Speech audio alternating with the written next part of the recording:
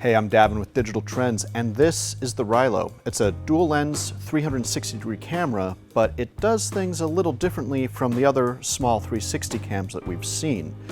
Rather than put the focus on creating immersive or virtual reality video, it emphasizes good old flat or fixed frame video. But because it records the full spherical area to begin with, it gives you a lot more creative freedom when it comes to editing. And while the hardware is very nice, as it says in the Rylo box, the magic is in the software. Now, you connect the Rylo to your phone not via Wi-Fi or Bluetooth, but actually by a good old USB cable. And the great thing about this is that there's no wireless setup to go through, and all the videos transfer very quickly, and the app automatically launches when you plug it in. So once you have your videos loaded onto your phone, you simply tap on a clip to load it, and you can tap again to begin playing. While it's playing, you can pan around the spherical area just like you'd expect from any other 360 cam. But where things get interesting on the Rylo is that you can add points by 3D touching on the screen and saying, look here, and then you can scroll forward and point the camera in a different direction, let's say over here. And you can add as many points as you want. They can be as far or as close together as you need them to be. And now when we play in real time, it will animate the camera from one point to the next. In addition to points, you can actually have it follow an object.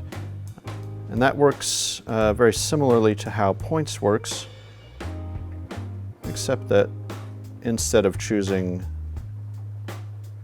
look here, you just say follow this. And then it will keep the frame locked on whatever that subject is. Now, the follow feature doesn't work perfectly all the time. As you saw right there, it lost it. But the nice thing is you can stop and refollow at any point. And you can also sort of smooth things out by just adding points to look at rather than using the follow feature if you need to.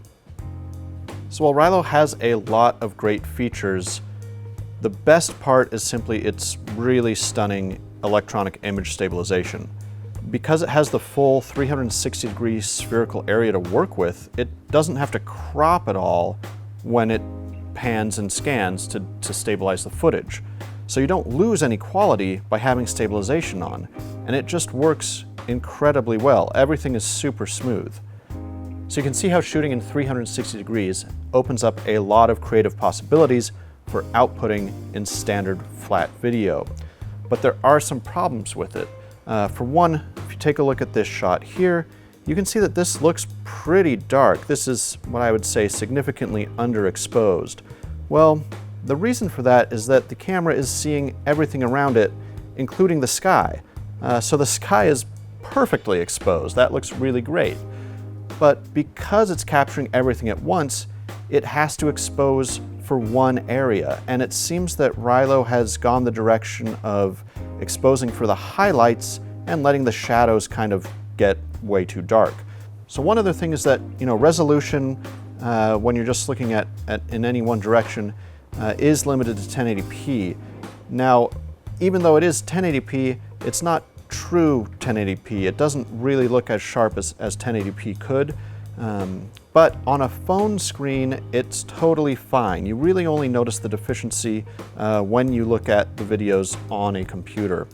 So while the Rylo still has some of the problems inherent to immersive video, it's still the most useful and most fun to use 360 cam that we've yet tested. It's available now for $4.99 and includes this everyday case. An optional waterproof adventure case is sold separately for $69. That's a little more expensive than some of the competing 360 cams out there, but we really do think that this is the future of the format, and it's worth checking out.